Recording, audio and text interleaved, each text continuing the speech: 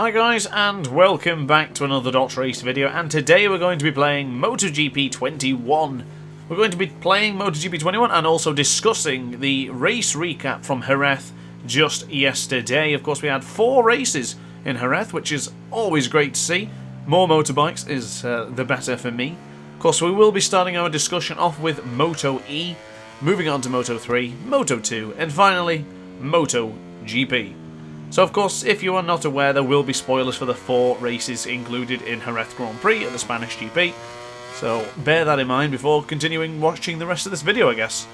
So starting off in Moto E, we have Alessandro Zacconi winning his first race in Moto E. He changed over to the Octo Pramac Moto E team and so far looks pretty good. Eric Granado was getting away at the front, leading the race from quite a while, and eventually crashing out into the Dani Pedrosa corner. Of course, Dani Pedrosa corner caught out a lot of people this weekend, as it usually does. Of course, the very, very difficult right-hander into turn 6 is... it's a pain, and it can be very treacherous. So it makes sense that a lot of people met their demise in that one. Domi Egerter, of course, World Superbike bound and Moto E. He closed in on Alessandro Zacconi, but didn't quite make it happen. He got very close up into turn 2 for the Sito Pons corner. But unfortunately, he just couldn't seem to get him. He tried, but he really couldn't get him. And of course, Jordi Torres, the Moto E World Cup winner, eventually finished on the podium in 3rd place. There was a little bit of a funny moment after the race had transpired, and basically Domi Egerter was trying to do a wheelie, and I think towards turn 2, he made a mistake and went straight off into the gravel and almost collided into the barrier, which was odd, because it was the cool-down lap, so I have no idea what happened. But of course, Moto E certainly didn't shy away from the carnage. Eric Granado crashing into turn 6, as I've made mention to. Kevin Zanoni, Xavi Cardelus, Lucas Tulovic, Fermin Aldeguer, and Corentin Perilari all crashed in this session. It seemed to be, the second it started going, there was a bit of carnage, there was a bit of bumping and shoving, and ultimately quite a lot of riders crashed out and didn't even complete the 8-lap race here in Jerez, because of course Moto E bikes don't go on for very long. Well, of course, it was still very entertaining to watch. It's different, of course. If you're not a fan of Moto E, I would definitely give it a try before you judge it. But from what I've seen in the past, the 8-lap sprint races are always quite exciting. So now we move on to Moto 3. Pedro Acosta, Romano Fenati and Jeremy Alcoba. Not a podium finish I expected to see. Very pleased to see Romano Fenati back on the podium. The most successful rider in Moto 3, of course, without winning the World Championship. Good to see him up there as well on the Husqvarna. It's also good to see Jeremy Alcoba, because of course after the start bumping into to John McPhee certainly wasn't what we wanted to see, and rhyming accidentally there. And Jeremy Alcoba has a lot of potential, so it's good to see him on the podium. It's been a while since we've seen him. I don't recall his last podium, if it is he's only his first podium. I'm not too sure. But of course it was a phenomenal race. There was tons of overtakes, a lot of argy-bargy. And of course, Jorge Lorenzo Corner claimed another few victims due to the mistake of the Turkish rider Deniz Oncu. Well, he succumbed to pressure, unfortunately. Pedro Acosta got away to the front, started piling on the pressure for the guys behind to try and chase him down. And of course, he had a magnificent line going into turn 13, left the door not even close to being open. He was so strong, but Deniz Oncu still wanted to have a go, got as close as he possibly could, wasn't going to be, attempted to brake on the left hand side of the tyre and drops the front, taking out championship protagonist Jama Masia and Darren Binder. Of course, a torrid result for the Petronas Sprinter Racing team. John McPhee crashing out in about turn 7. And then, of course, Darren Binder being taken out into the Lorenzo corner by Deniz Oncu. Of course, it was hard to watch to see that carnage unfold. It is awesome to watch the carnage, I guess, but at the same time, disappointment for Jama Masia. Major disappointment for him, because he's now not received any points in 2 races. Disappointing from the Spaniard. He really needs to get those points back up. This is probably his championship year. It's probably championship or bust for Jama Masia. Andrea Mino, John McPhee, you could even say Darren Binder as well. So for them to not really get many points is disappointing. Of course, mentioning Andrea Mino, of course, he did almost get onto the podium. Barely missed out by a whisker to Jeremy Alcoba, but at the same time, I expected him to be winning a lot more races this season. He's featured on the podium, but not quite winning races yet. Just want to quickly mention to Tatsuki Suzuki and Dennis Foggia as well, and Gabriel Rodrigo not finishing in the points today. All three men crashing out into respectable corners. Not ideal for both three men, because I guess I've just mentioned a couple of other championship protagonists that should really be featuring in there before they move up to Moto2. And you know what? I'm going to have to say the same thing for Gabi Rodrigo, Dennis Foggia, and even Tatsuki Suzuki. It's something that these guys really need to get right. Moto3 is a very difficult class. It is awesome to watch, but it is extremely difficult to compete in it and try and be victorious. Pedro Acosta's making it look extremely easy. I've not really mentioned Pedro in this one, but I'm going to say it again. He's looked like a seasoned veteran once again, riding like he's been riding there for years. Now, I guess you can't really underestimate his performance due to this Red Bull Rookies Cup triumph. It does feel like the Red Bull Rookie Cup champions tend to come into MotoGP or Moto3 level and be extremely good and really competitive.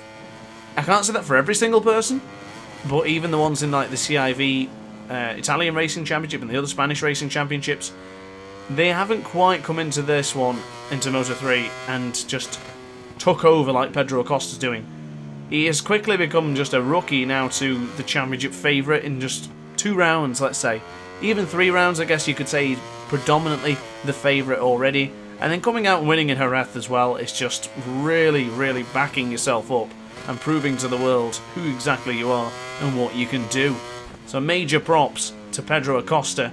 The guys really need to bring a fight to him, because otherwise he's just going to be absolutely unstoppable. We'll see how he progresses through the rest of the season and next time out in Le Mans.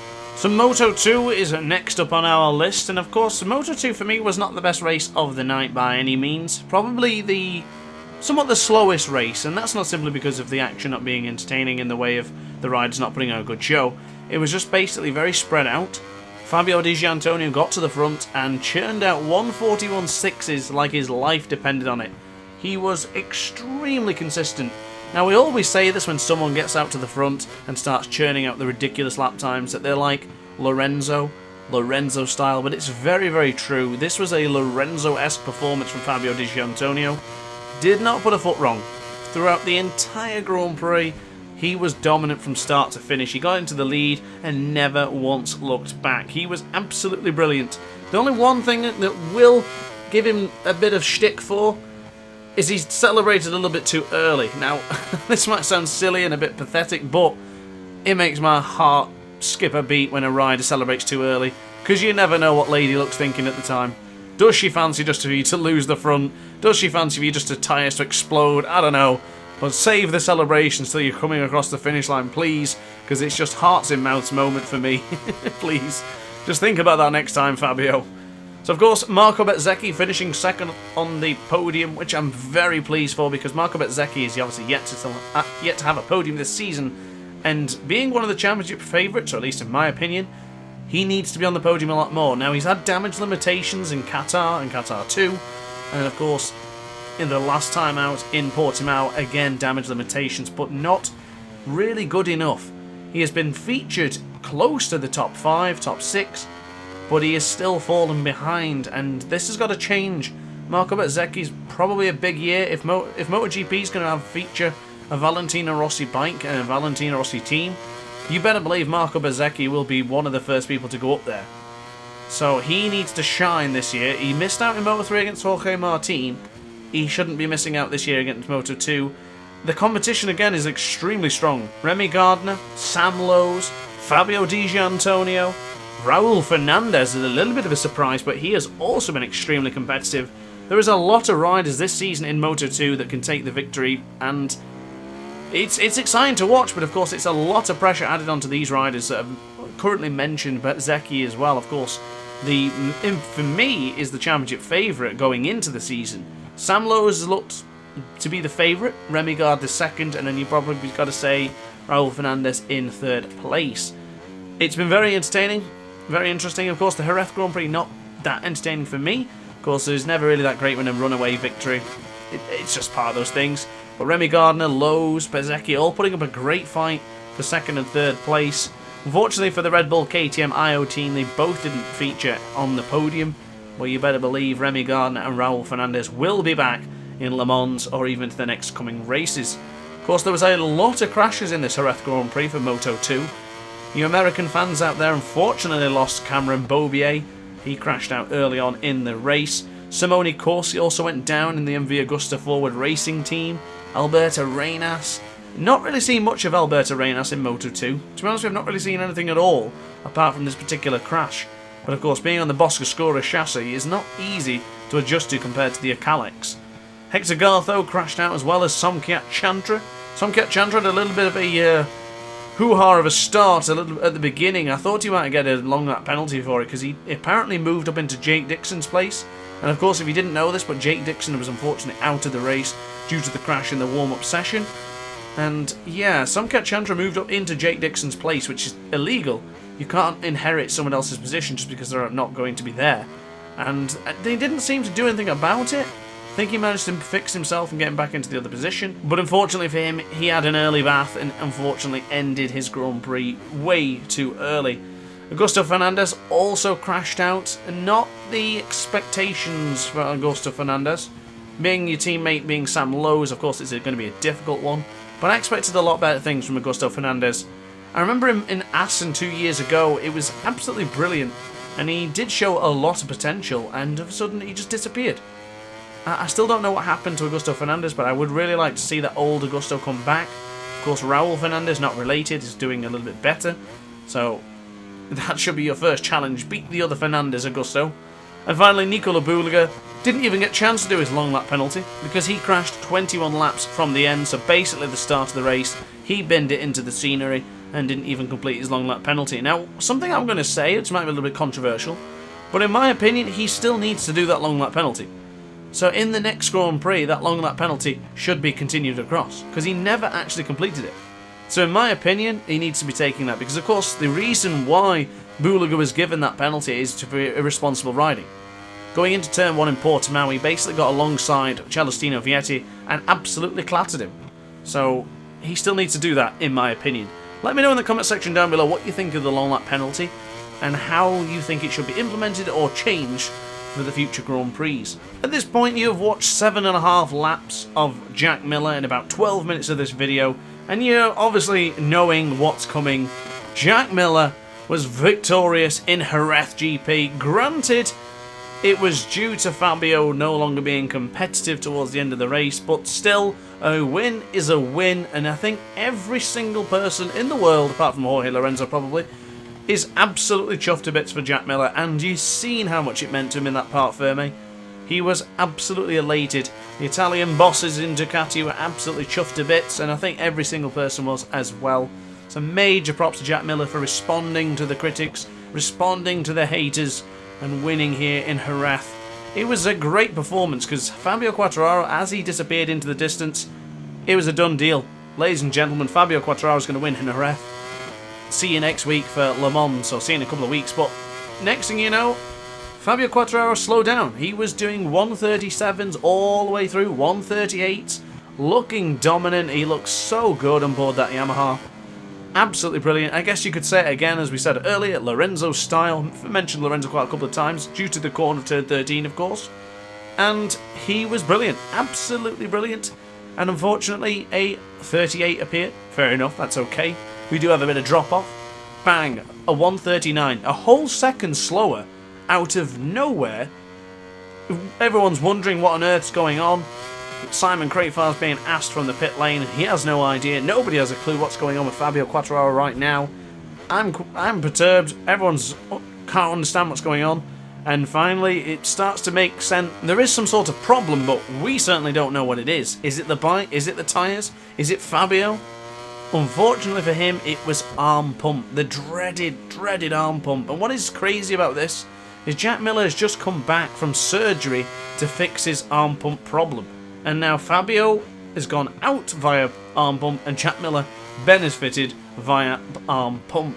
Now, if you're not aware what arm pump is, it's basically where the blood flow into the arms is going to be producing so much blood and just going so much quicker and more intense that the body can't keep up with it as the arm swells. So as the arm swells, the blood is getting pushed into the arm and moving around, etc., and getting really fast and quicker, and the body cannot cope with it. So apparently, I've never had it and I do not wish to have it, it is excruciating. So poor old Fabio was not even able to compete into the test today due to the horrible, horrible symptoms of arm pump. So we wish Fabio the best, but it's a damn shame not to see him feature on the podium at all. He was bloody brilliant, really good, so it's a major shame. But of course, onto a positive note, Pecco Bagnaia, he was my pick to win the race, regardless whether Fabio was going to be in it or not. And he delivered once again. Pecco Bagnaia is looking even more impressive than Dovizioso right now at this stage. He's jumped onto that bike, and granted you could say that this bike is already well developed. Andrea Dovizioso was the point and part of developing the motorcycle in general, but he's just looking like he replaced Dovizioso without any hiccup whatsoever. Gigi Dall'Igna and the guys have just come up with absolute genius. They said that the gamble's paid off, and it really has. A 1-2 here in Jerez, which is not really known for Ducati. Very, very impressive. So finally, our last podium spot, Franco Morbidelli. Brilliant result for Frankie. Getting that 2-year-old Yamaha on top on the third step of the podium. It's absolutely fantastic. So great job for Frankie, really pleased for him. Taka Nakagami just missed out on that podium again. Barely misses out. It's happened a few times now where he's so close, but just can't get the job done, and unfortunately, that was the case here today. Not the best result for the world champ, Joan Mir in 5th place. I did expect to see him feature up there, but unfortunately it didn't really transpire. Aleix Espargaro on the Aprilia, major good job for him again. Not quite what they wanted, they didn't get the pole position they felt they could get, and even in the race they felt they could do a little bit better than 6th place. But being just 5 seconds away from a victory, pretty good stuff as far as I'm concerned. Only 3 crashes today, which was Enea Bastianini, which is really sad to see because he has been by far the best rookie. Brad Binder crashing out as well. I think he crashed twice actually, getting back onto the motorcycle and binning it a second time, which is ugly to see. And Alex Marquez, who didn't even complete the first lap. Not the transition I thought it would have been from the Repsol Honda team to the LCR Honda team. Alex Marquez is basically replicating Cal Crutchlow, and way too many crashes. And of course that is not a dig to Cal Crutchlow, it's just very, very true. Marquez and Pol Espargaro on the Repsol Honda didn't really do much either. Didn't see anything from them in this race. They moved up the order a couple of bits, but not really much anything impressive there. There's a little bit of a hoo-ha in the pit between those two right now, and HRC versus Pol Espargaro, and everything's not looking too rosy. And speaking of not looking too rosy, neither it is for Valentino Rossi on the Petronas Sprinter Yamaha. Tough times for the Doctor right now. He is not enjoying himself in 17th, and I don't think any of us are enjoying it either. We definitely need to see the Doctor feature back up close towards the podium positions, so we'll see how things go. Oh, big shout out as well to Alex Rins. Unfortunately, he crashed out very, very early on, was able to get the Suzuki back up and running, -1 winglet, and was still able to set the fast lap of the race during the Grand Prix.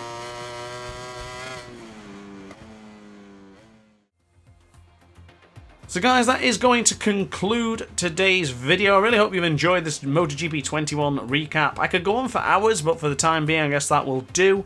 And I just want to quickly mention I didn't finish my sentence because I got interrupted, but Fabio Quartararo did hold the fastest lap of the race, just that Alex Rins was able to set one, which was very, very quick. So guys, upon that note, thank you very much for watching. I really hope you enjoyed. If you did, like, comment, and subscribe. Here are my lap times on screen now for you to enjoy and ponder at. And upon that note, guys, thanks for watching, and ciao for now. Oh hi, didn't quite see you there. Good to see you're still here. If this video didn't quite set your appetite, then why not watch some more DrAce content by clicking the video shown on screen now. Furthermore, if you would like to follow me on social media, you can do so now with the links down in the description. Consider subscribing so you don't miss a single DrAce video.